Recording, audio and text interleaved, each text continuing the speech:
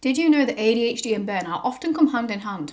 Maybe you do, and that's why you've come to this video, because you have reached burnout more times than you can even count, and you're thinking, why does this keep happening to me? Now, burnout is not just feeling a little bit tired or a little bit overwhelmed. It's getting to that point where you cannot even do the basics. You feel like you are constantly in a survival mode, like constantly on edge. It's hitting a wall so hard that you can't even do simple tasks like responding to a text message. Like that feels really hard. And there are reasons why it happens when you are neurodivergent, and specifically when you have ADHD. So this is not going to be a very generic, what is burnout, how to overcome it. This is all going to be about specific tips on how to overcome burnout when you have ADHD, but most importantly, some understanding as to why it happens so you can start to pick up on your little pink flags and not get to that point of burnout yourself. Now, before we get stuck into it's not good stuff, is it? Because burnout isn't good, but the helpful stuff for today, if you are new to this podcast / YouTube channel, depending on where you are watching / listening, hello, my name is Lucy. I am a neurodivergent woman who specifically supports neurodivergent women to help enhance their health and fitness, specifically weight loss, but I do help on a multitude of things, and one of the big facets of health is our mental health, and this is why I'm doing this episode all on burnout. So if you have ADHD, you want to know how to better your health, lose weight, live a fitter, healthier, happier life, make sure you've hit subscribe wherever you are watching / listening. Now, let's get stuck in. So before I was diagnosed with ADHD, I reached burnout more times than I actually realized. I thought I was maybe just a bit stressed, a bit overwhelmed, maybe just a little bit weak-minded. Like I didn't have answers for it as to why something that feels so, everyone's going through these things. Why is it I'm finding things so hard where I just feel like I'm about to explode? I feel like I'm going to shut down. I just felt like I was on this constant high of adrenaline that wasn't a good one, like constantly in panic mode. Like that feeling when you get an unexpected bill and your heart rate goes up and you feel so anxious and on edge and tense and your mind's going, like it was that all the time. And I just never understood it. And when I was diagnosed with ADHD and did a lot of research on ADHD myself and studied it and got qualifications in it, it all started to make a lot of logical sense as to why that build-up had happened. And I want to explain some of the main reasons to you guys so that you can hopefully put some strategies in place to prevent you even getting to that point of burnout. Obviously, we're going to talk about what happens when you get there, because sometimes it is what it is. We can always say, let's avoid getting to that point, but hey, it's going to happen. But let's see what we can do to avoid it first and foremost, right? Prevention is always better than cure where we can do that. So the first element of it is masking. So masking is this idea of just trying to make yourself fit in to the neurotypical world. So adapting your communication, adapting your personality, like turning the dimmer switch down on the things, or trying to overcompensate for things that aren't, normal, if in ADHD. So maybe you constantly feel like you just want to talk and get things out, but you dim that down. There's all sorts of things, right? So you just perform fine and neurotypical all day, and then you get to the end of the day and you are exhausted by it. And there is only so long that you can mask and dim down who you are and how you're feeling before that really does start to take a toll and build up on you. The second is overcommitting. ADHDers are terrible for making themselves busy. Now, I read this in a book today and it really turned a light switch on in my head, which is that busy people make themselves busy. Like everyone has different commitments, but it's the people that make themselves busy, and it's usually because they're hiding from something, running away from something, or fearing something. And with ADHD, it can be to actually mask emotions. Like you keep yourself busy because you don't actually want to feel the feelings of maybe struggling with identity, struggling with mental health, whatever it is, or rejection sensitivity. You can't say no. Oh, you pick the kids up? Yeah, that's fine. Oh, will you do this extra job for me? Yeah, that's fine. So you just overfill the calendar to the point where there is no space to even breathe. You're not sleeping enough, you're not resting enough, you're not recharging enough. And obviously when you are spinning lots and lots of plates, there's lots of things going on in the brain to remember this, to remember that, to do this, to do that, and that can be absolutely exhausting. The third thing is poor interoception. So this is this idea of picking up on internal cues. Now, with a lot of people with ADHD, we struggle to pick up on things until they're at like a red alert point, right? So you might not experience pain until it's really, really, really painful. You might not feel like you're that tired until you're absolutely exhausted. You might not feel hungry till you're starving hungry. And with things like burnout, you might be like, oh, it's not that bad, until you're at that point where it's like, oh, I literally cannot do anything. It really, really, really, really is that bad. The next thing is executive dysfunctioning. So with ADHD, we have slower poorer executive function. So making decisions, thinking, critical skills, they are generally poorer with ADHD. Now, when you're, making yourself busier and you're masking, those skills become even more depleted because the brain function is, it's overloaded.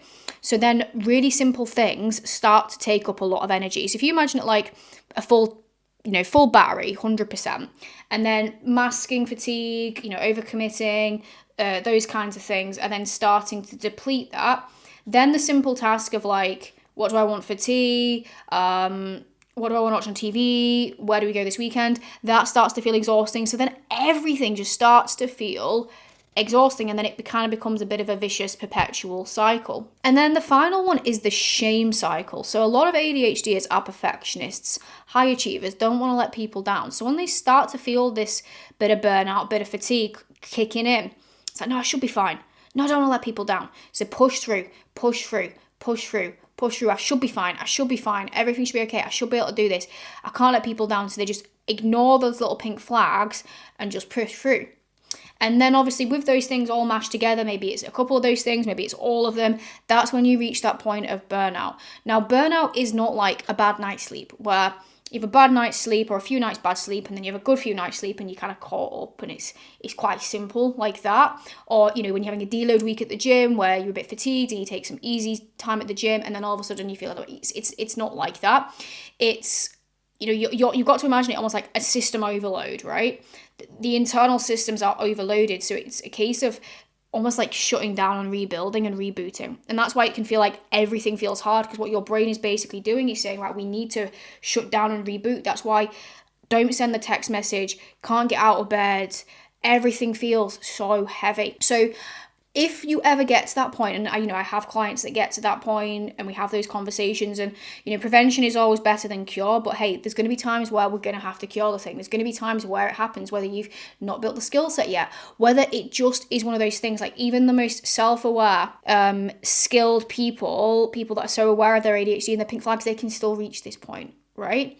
So how do we recover from burnout? So here is the framework that I use with myself and with clients. So I call it the REST framework, REST, which is actually quite fitting given the nature of burnout. So R stands for reducing the load. Now, not just like taking a little bit off, like slashing as much load as possible. So if we think about burnout being that your brain is overloaded with being pulled in all these different directions and, trying to pour 10% energy into something that requires 100%, we basically need to shut down the energy channels, the things that are taking mental and physical energy, take them away as much as you can. So what I get my clients to do and myself is look at what is non-negotiable and essential that only I can do. So maybe it is your job, maybe it is something with the family or the kids, but really thinking about what is absolutely essential and only I can do. All right.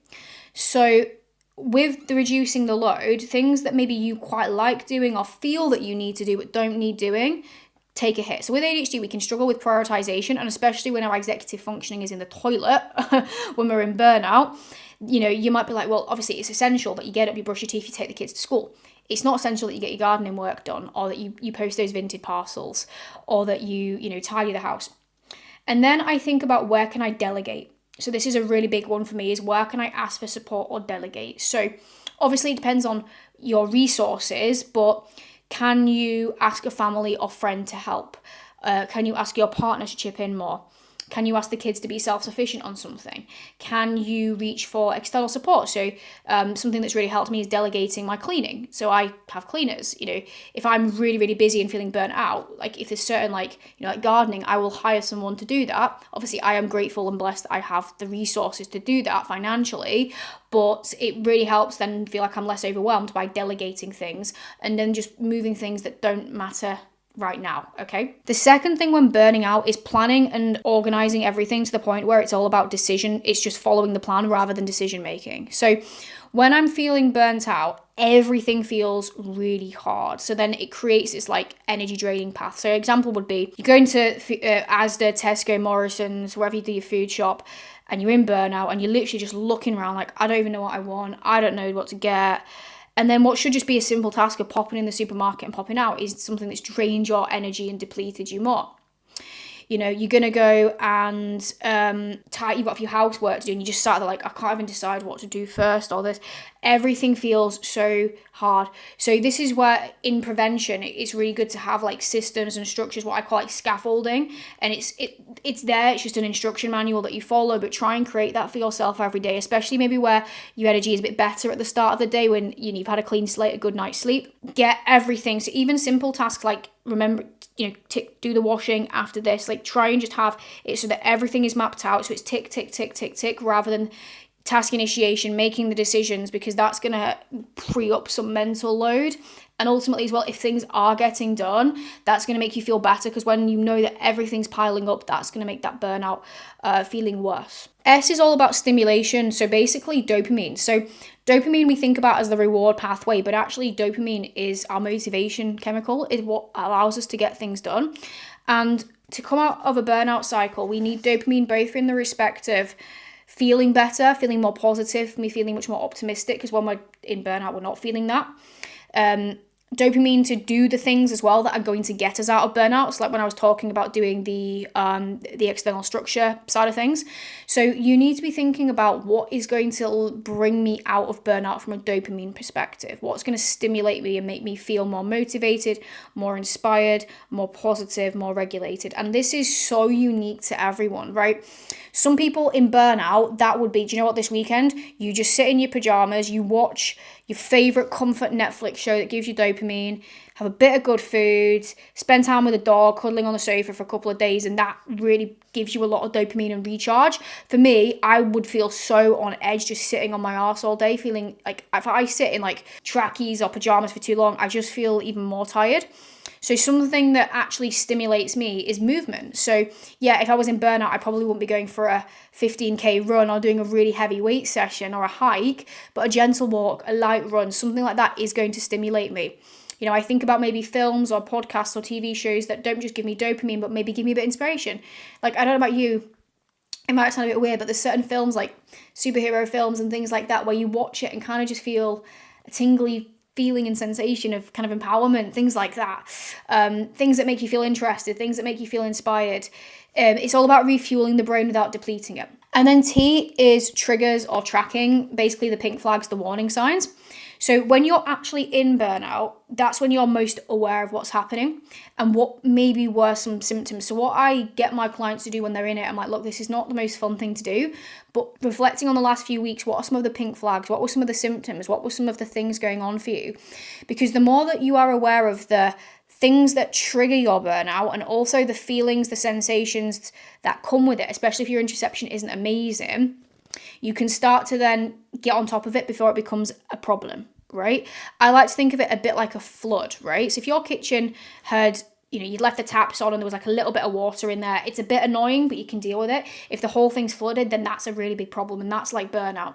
So if you can pick up on your pink flags, then you can implement something. So like for me now, when I'm starting to feel a bit overwhelmed, and I know that when I get really overwhelmed, I'm on the way to burnout, that's like, right, delegate or just take off the load of some tasks that do not fucking matter at this present moment. Push something back in terms of work or cancel that commitment if it's going to make you feel worse, all right? So when it comes to burnout, like there is no magic hack to stop it or cure it, but it's knowing how to come out of it in a way that works with ADHD and understanding what actually gets you into it so you can try and not get yourself into that space at any point.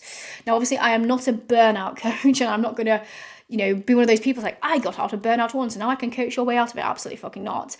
But this strategy and system does work. It is backed by sort of ADHD coaching principles and philosophies.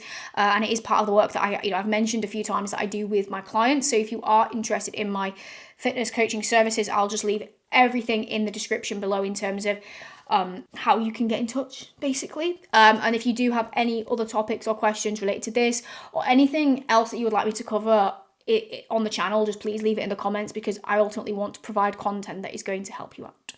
But over and out for today. And for those of you who are watching this, who needed to watch this today, who are in burnout, you are not alone. You will get through this. Please go and implement those things that please go and implement the REST framework.